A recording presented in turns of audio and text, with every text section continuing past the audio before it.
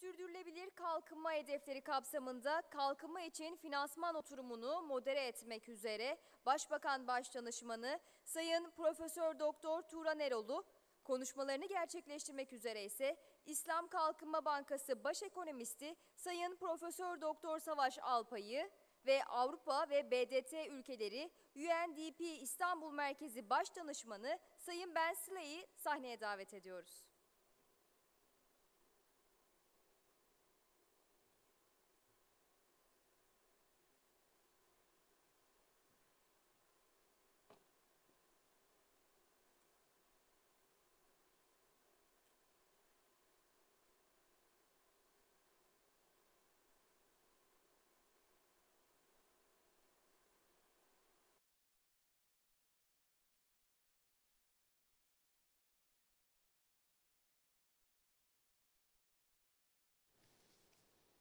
Good afternoon, everybody, and welcome to this lovely city, Istanbul.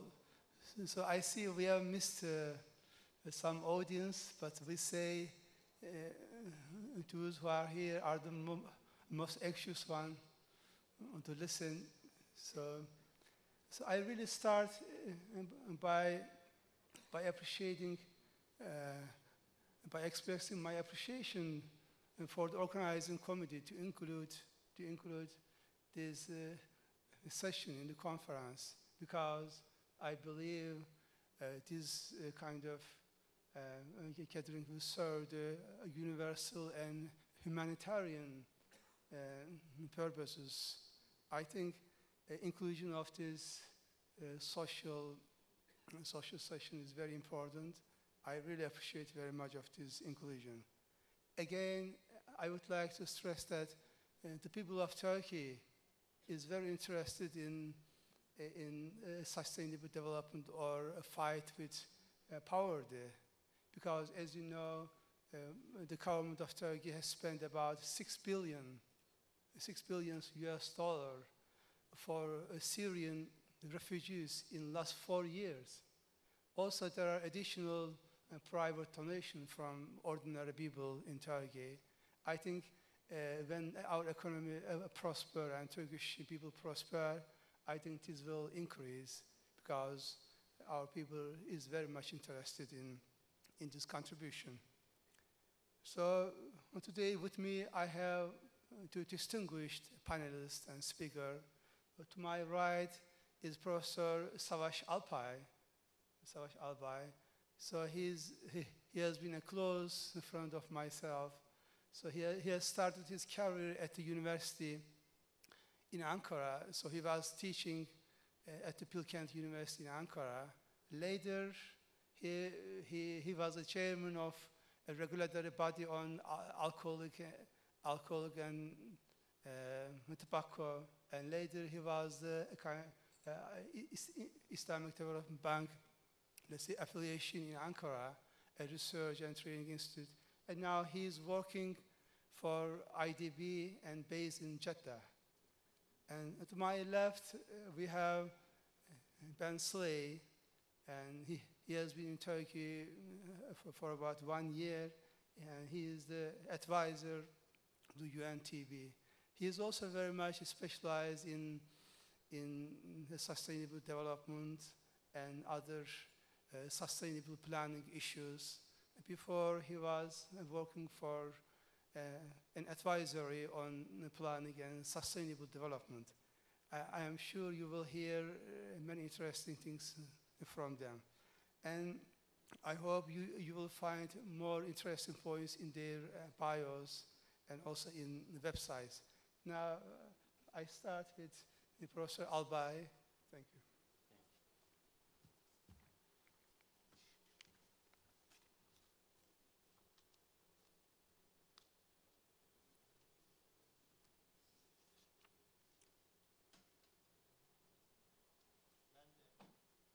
Çalışıyor değil mi?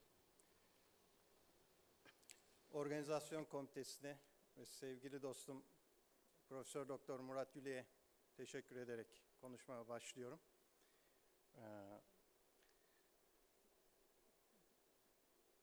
I will make the presentation in English. So the outline of today's presentation is I will briefly introduce you the Sustainable Development Goals and post-2015 agenda and some lessons from the MDGs period and the recent conference on financing for development in Addis Ababa last July. And finally, I will conclude with the role of Islamic finance in achieving the Sustainable Development Goals. So just this month, end of this month, the UN will organize a big summit for the heads of state to adopt the Sustainable Development Goals, which will be succeeding MDGs. So currently, the Open Working Group on SDGs has released a set of 17 goals, which was accompanied by 169 targets. And this will be the set of goals and targets that will be endorsed by the summit. Now, this is, I hope you can read it from that distance. This is the set of 17 goals. So it is difficult to fit them on one page. I hope it will be easier to fit them in the development agenda of the member countries to get the outcomes. Let's be a little interactive at this late hour of the day. I want you to look at this slide for 30 seconds, just to identify the three most repeated terms here. So just keep this in your mind, and I will come back to this at the end of my presentation. What are the three most words that are repeated here? So let me wait 10 more seconds. It's a visual test for today, so let's see how it works. Okay? Now let me move to now introducing you these 169 indicators. I am kidding, of course. It will take me another 1 hour to talk about all of these indicators, targets. It's too much. But let me just move quickly. I am just selecting just 2 targets for each of them. There are so many other targets that are not shown here. So, but the thing is, this is a very comprehensive set of goals that targets both economic side, social side, and environment side, which are the 3 pillars of the Sustainable Development Agenda. And you have everything included here, from peaceful and inclusive societies to rule of law, and the last goal is about the implementation side, and especially there's an emphasis on the partnership to move forward in a meaningful manner. So I will not go into details because of the delay in our session, but let me come back to MDGs. MDGs was the maybe first comprehensive exercise for the global community to bring the critical issues onto the agenda of the countries in a cooperative manner.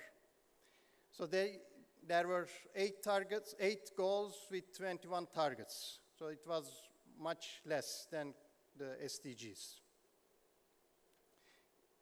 And if you look at some successes, yes, we have achieved a good amount of success stories here. So in terms of, for example, poverty, $1.25 a day threshold, there was a decline to 14% from 47% globally. And the proportion of undernourished people has fallen from 23% to 12%. So regarding education, there were increases in the enrollment rates across the countries and at different parts of the globe. Regarding gender equality, empowerment of women, again, there were success stories, but not all the case. So in some countries, we did not achieve the targets yet. And in fact, about 800 million people still live in extreme poverty and suffer from hunger. Over 160 million children under age 5 have inadequate height for their age due to insufficient food. And more than 40% of the population in sub-Saharan Africa is still in extreme poverty. So big gaps exist between the poorest and richest households. Distribution of income is a big problem. Distribution of wealth, which I will mention in the end of my presentation, is very disturbing. And there are gender inequalities and so on. So conflicts are still going on, and there is a big problem of climate change, and there are also other environmental degradation issues. So these were some lessons that we could take from the MDGs period to move forward. But one of the big lessons that we take from the previous time is the lack of financing. And that's why the SDGs has started with a big conference before the adoption of the SDGs on financing for development, which brought the member countries and the international community and all the key players. So there are 3-4 focus areas of this conference. So to move forward, now the terminologies are moving from billions to trillions. So the financing needs are so big, so there's a need to bring all key players into the table. And also to make sure that we are using our resources efficiently at the same time. So enhancing revenue administration and increasing tax revenues becoming more critical for the countries. Tax evasion is one of the critical issues on the table, and they are trying to address this through international cooperation. And especially the work of Committee of Experts on International Cooperation in Tax Matters. So this is being scaled up. So this is a UN committee. And in fact, this was maybe one of the hot topics of discussion between the developed world and developing countries, to move this body to a higher level, but it was not, they did not able to reach a consensus. They just, at this stage, enhanced the work of this tax committee. And a new message maybe is the inclusion of private sector in the development activities. So more and more countries are trying to bring the private sector into the development business. And for this, especially the MDBs, multilateral development banks, are also trying to work with the countries to generate a more enabling environment through which the private sector can move and start financing the big projects the countries are in need of realizing. So, of course, this requires, as mentioned in the previous section, the infrastructure session, this requires a very good investment in designing the projects so that they become bankable and the private sector can move into financing them more easily. And there's a need to increase capacity, especially in the least and developing countries in this context, and this requires the involvement of multilateral institutions to support them with the available knowledge. And it's, in fact, one of the programs that IDB is implementing is reverse linkage program, which brings together the countries to share their expertise and experience. And we are also considering, especially for this part, the good examples like PPPs in our member countries and to be transferred to other countries, especially in sub-Saharan Africa, to get them involved more deeply. Official development assistance, of course, have played a key role in the MDGs period. And there is a promise by the developed world that 0.7% of their gross national income should be allocated for ODA. But still we have some issues here, so they are not being utilized in the promised levels. So we need to work harder in this area. And also South-South cooperation will be an important element of international cooperation in addition to North-South dimension that we already have. So, and we also see emerging donor countries in the southern part of our globe, and that will also be very critical in realizing this very comprehensive set of sustainable development goals.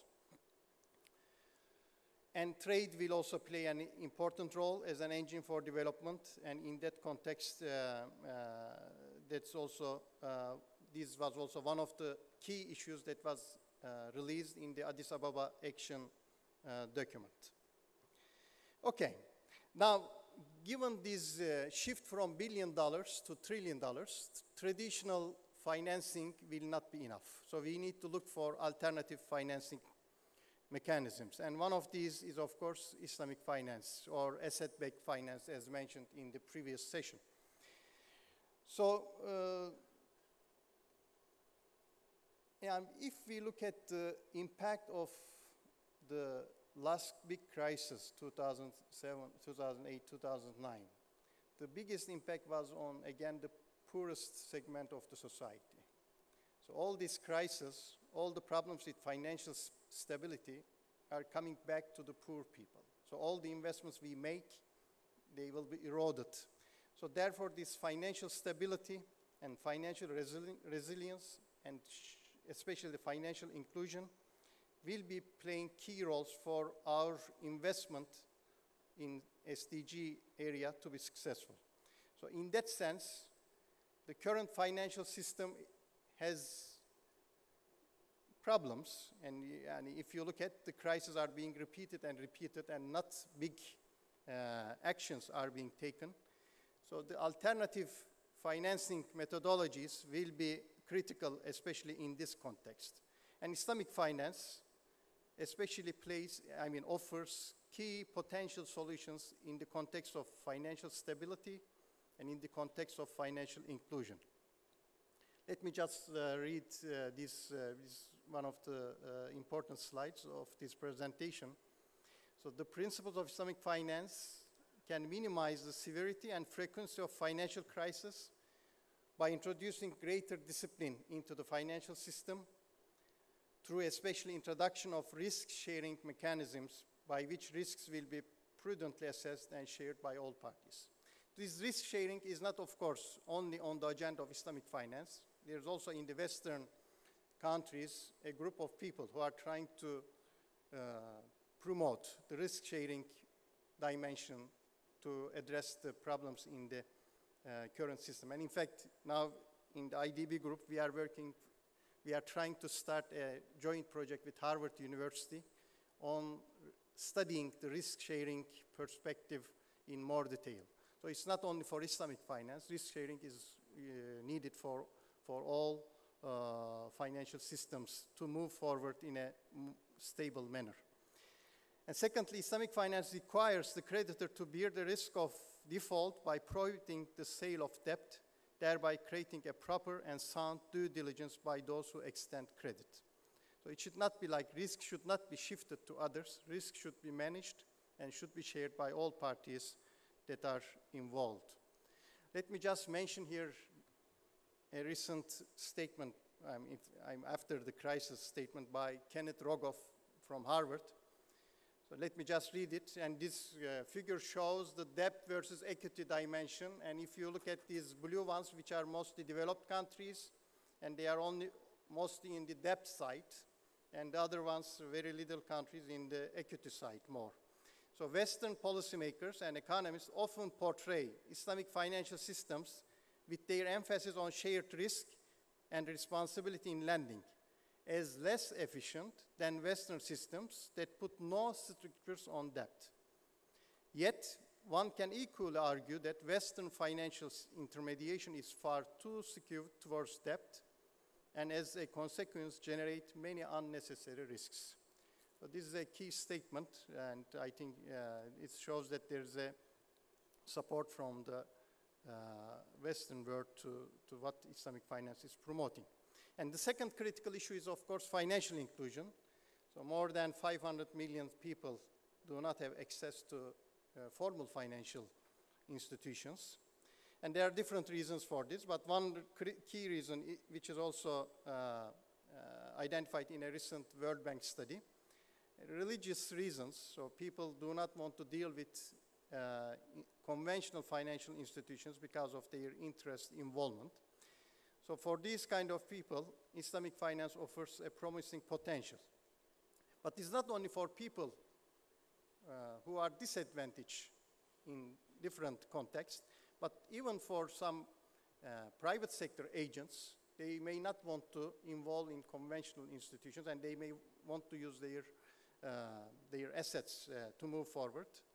And for these kind of people, again, in the private sector, Islamic finance will be offering potential alternatives, and they will be also included in the financial system.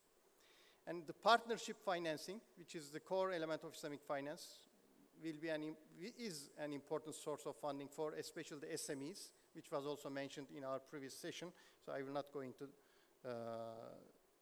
details here. And the shared prosperity perspective, that is also critical, and the distribution of resources and anomalies in the resource allocation can be solved through the transfers, and Islamic finance can make use of the zakat instrument and awqaf instrument for addressing the social issues in the society. And finally, infrastructure development through SCOOCs. We have now more potentials to support them and finance them.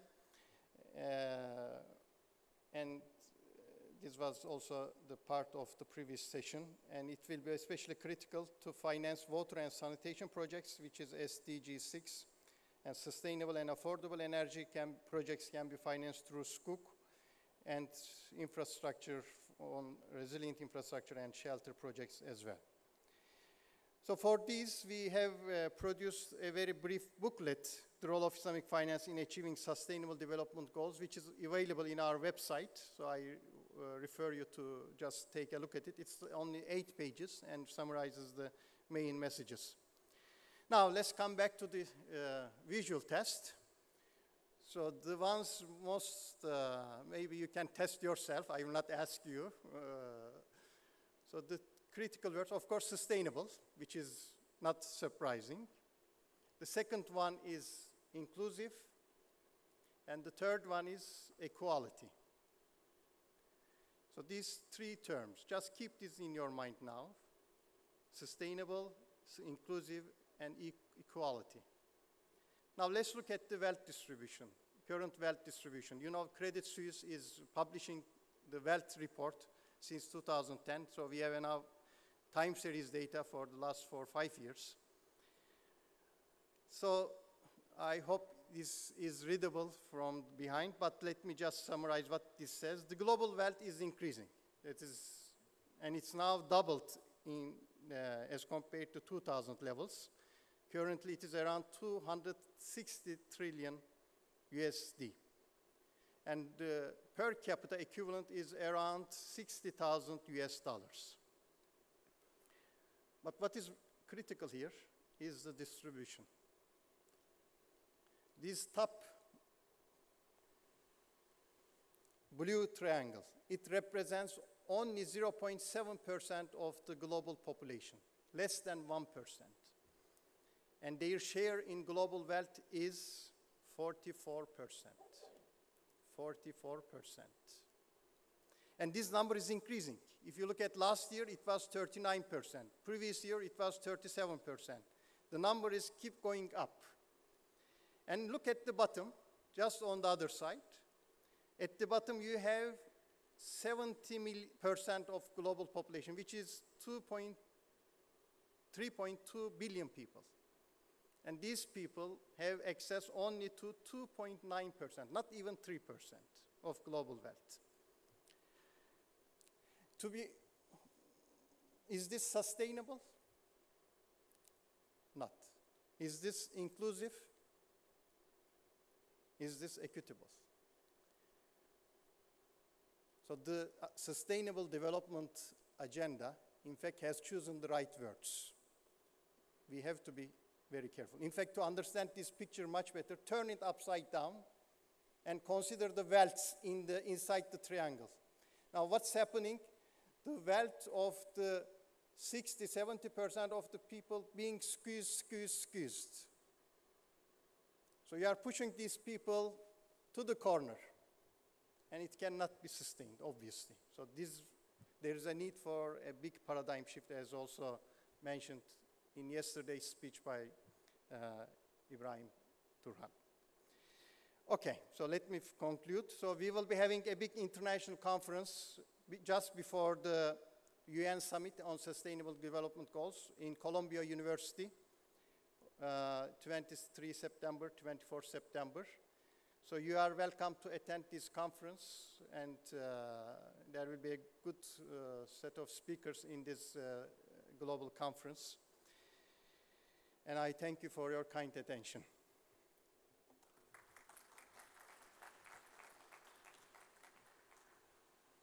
Thank you very much indeed, Dr. Alpay, for this excellent and insightful presentation.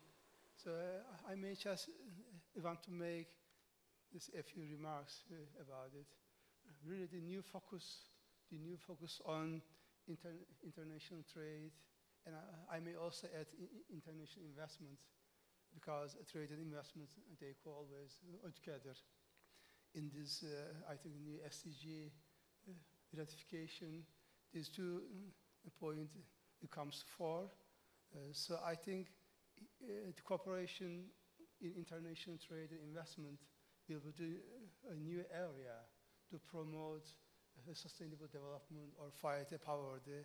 I think, and personally, I believe that moving or switching from the charity to the joint cooperation, or I may call it enterprise-based cooperation rather than charity.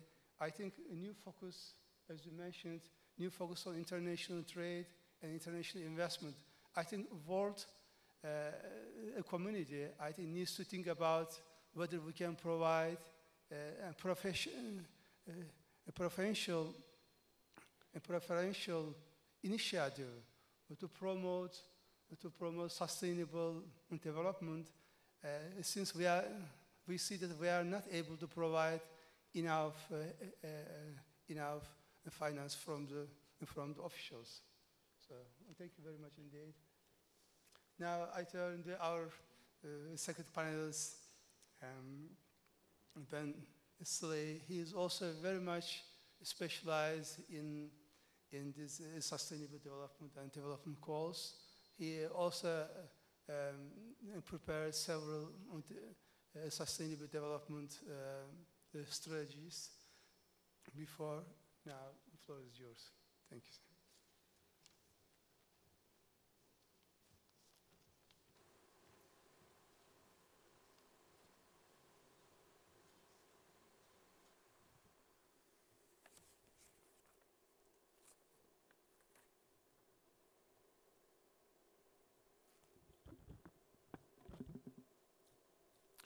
Dr. Erol, Professor Alpay, distinguished guests, ladies and gentlemen, it is a great pleasure for me to be here with you today. I will not speak long, especially because so many excellent points on this topic have already been made in Professor Alpay's address. But please let me begin by extending to you warm greetings from Ms. Cihan Sultanoğlu, United Nations Assistant Secretary General and Director of the United Nations Development Programme's Regional Bureau for Europe and the CIS, in which I work. The global development architecture is changing. Perhaps the largest change is apparent in the transition this year from the Millennium Development Goals to the Sustainable Development Goals, as Professor Alpay has just mentioned. These Sustainable Development Goals will be considered for ratification by world leaders at the post-2015 Global Summit in New York later this month. A no less fundamental change is occurring in the global regime for climate change mitigation. The era of binding national commitments to reduce greenhouse gas emissions seems to have ended with the expiration of the Kyoto Protocol in 2012. this top-down climate change framework is now giving way to approaches based on intended nationally determined contributions. These so-called INDCs, pledged by the world's governments, are expected to be ratified at the upcoming UNFCCC Conference of the Parties in Paris during November and December of this year. The changes occurring in finance for development are equally profound. These are apparent in the Addis Ababa Agenda for Action, which, as Professor Alpay noted, was approved at the Global Finance for Development Conference in July. And it is about these points I would like to speak. The key points of the new Finance for Development architecture can be described as follows. First, international public finance, and especially official development assistance, or ODA, still matters a great deal. ODA has made a big contribution in financing progress towards achieving the Millennium Development Goals, particularly in sub-Saharan Africa and in South Asia. The commitment to allocate 0.7% of gross national income to official development assistance is more important than ever before. This is also a target that may be relevant for upper middle income countries, such as Turkey, as well as for upper middle income OECD countries. Investments in official development assistance by upper middle income countries can give South-South cooperation the resources it needs to make a difference. Second, the demands of the post-2015 agenda and the challenges it addresses require international public finance that goes beyond official development assistance. More resources are needed for investments in communicable disease control, climate change adaptation and mitigation, science, innovation, and technology. These critical areas need to be supported in ways that don't compromise or undermine official development assistance. Third, the money is out there, we just need to access it. Most of the resources needed to finance the new Sustainable Development Agenda will come from private sources. This is clear. In the low and lower middle income countries of Central Asia, for example, countries like Tajikistan, the Kyrgyz Republic, remittances exceed ODA and even foreign direct investment inflows by orders of magnitude. These remittance inflows are reducing poverty and changing the face of local economic development in these countries. Policies and development programming that can crowd in these remittances could be the wave of the future. This is a concrete example of how development finance oftentimes can be found and must be found in the most unlikely of places. In other areas, finance for development is increasingly about changes in regulatory frameworks, as well as in business practices, consumer preferences, and development programming. The issue is steering more private sector resources towards sustainable and inclusive development of the kind described in the Sustainable Development Goals. For example, reductions in fossil fuel subsidies or increased reliance on environmental and social criteria in government procurement decisions can both create new public resources for and strengthen private incentives to invest in sustainable development solutions. Fourth, national governments are and must be in the driver's seat in the Finance for Development agenda. Domestic resource mobilization must be at the core of financing for sustainable development. To ensure that domestic resources finance sustainable solutions, however, governments should ensure that tax regimes are well-designed, efficient, effective, and fair, just as public investments should be pro-poor and gender-sensitive.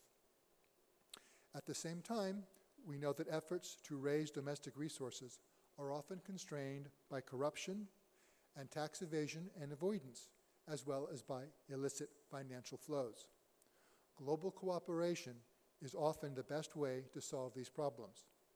The Addis Ababa Agenda for Action therefore recognizes the work on global tax cooperation begun by the OECD. UNDP is partnering with OECD on the Global Tax Inspectors Without Borders initiative to support the transfer of tax audit knowledge and skills to tax administrations in developing countries through real-time learning by doing approaches. Under this initiative, experts currently serving or recently retired tax officials are deployed to work directly with local tax officials in developing countries on audit-related issues concerning international tax matters and to share general audit practices. Neither international development finance nor the global development system that it supports are perfect. Resources to finance global, regional, and national public goods are still too small. Policy and institutional frameworks that encourage pro-cyclical and destabilizing market behavior are still strong in many cases. Incentives to place short-term parochial national interests over the needs of the global commons are still pervasive. Much remains to be done before our global financial system can truly support the investments needed by our peoples and our planet. Still, the emerging post-2015 financial architecture for sustainable development offers important opportunities to slow the pace of climate change and to reduce poverty, food insecurity, malnutrition, disease, and inequalities in access to basic social services. Together with our partners in governments and the private sector, the United Nations and UNDP look forward to finding ways to bring these opportunities to fruition. Thank you very much.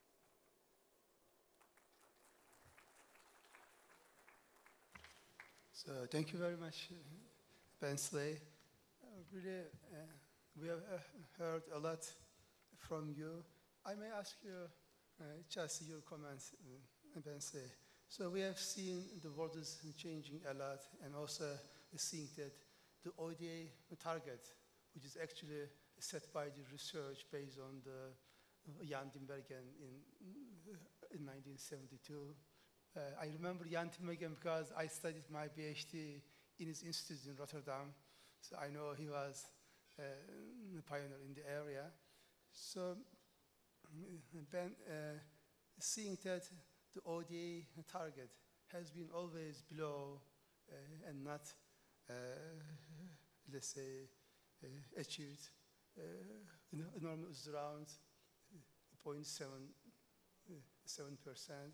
But when I looked at the numbers, so it says that now the most richest country of EU, DAC country, is around 0.35% in 2004, the last year. And G7 country, the ratio for the G7 country is 0.22%. And fortunately for Turkey, it is 0.41%. So it's getting much higher. It is about the average of EU countries. So of course, we want it to be continuous. So can you, I mean, sometimes when we look at the real world, let's say, look at the financing of the new enterprises in the Silicon Valley, the kind of new startup companies, or in let's say new legislation in the US, we call, let's say, angel investor financing. We have today many kind of modern financing tools that are going from private to private, and most time they are available through the let's say electronic platform, available to many small businessmen and investors. I think we may take some lessons from this kind of new methods, and rather than focusing most time on the charity, I think we need to have a kind of international system promoting, let's say, as they mentioned in the SDG number 17, I think they favor multi-stakeholder partnership. I think it sounds to me as a financial, it sounds to me that We really need to promote joint venturing or enterprise-based cooperation so that we can contribute to sustainable development. Can you comment on whether the modern finance, we can borrow to promote the sustainable development goal, we can borrow from the modern finance? And also, Alba, the same question to you, can you borrow from Islamic finance? You mentioned a new study about risk sharing. Islamic finance is basically at the core of joint investment or joint risk sharing or joint venturing. I would like to hear what can we expect from the Islamic finance, or how we can benefit from Islamic finance on this point, and also the modern finance from just your comments, because this is a financial gathering, and thank you. Yeah. Well, thank you very much. Çok teşekkür. This is a very rich set of issues you've raised. Let me respond to a couple of the questions. I don't think we should worry about whether 0.7% is the right number. I think that just as there are countries that are maybe not pulling their weight, given the degree of wealth they already have, there are other countries, such as Turkey, which are not upper income countries and yet are not only devoting significant shares of GNI to ODA, as you said, 0.4%, but making so many other contributions as well, as we know what Turkey is doing with regard to, for example, the Syrian refugees. That's something you cannot put in dollar and cents terms, but is incredibly important from a humanitarian perspective and more broadly. By the same token, I think we all recognize in Turkey, this is not charity. This is protecting the human rights of individuals in desperate situations, and it's also, in a sense, an expression of the national interest of Turkey. And I think we should move beyond thinking of ODA in this respect, just based on this example, as charity. Now, with regard to taking lessons from the private sector, anyone who works in finance knows that when you have some money, you really are successful with that money when you leverage other money. When your investment trips other investments, other partners, to include them into the project, the activity that you're about. And I think this is the logic of development finance as well. There are indeed some problems that can be solved by increasing ODA as such. There are children who die of hunger in sub-Saharan Africa or because they don't have access to clean water, where a little bit more money would solve those problems. And so we shouldn't deny that or forget about that. But what money is, ODA is really useful for, is leveraging additional funding, especially from national governments and especially from the private sector. Because when ODA works, it makes it possible for governments to get their house in order.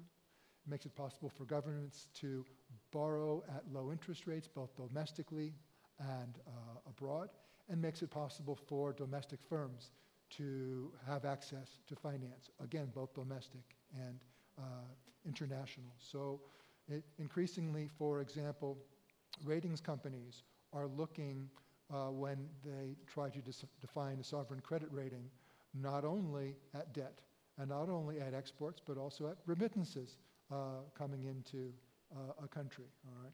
That's not usually considered to be part of development finance.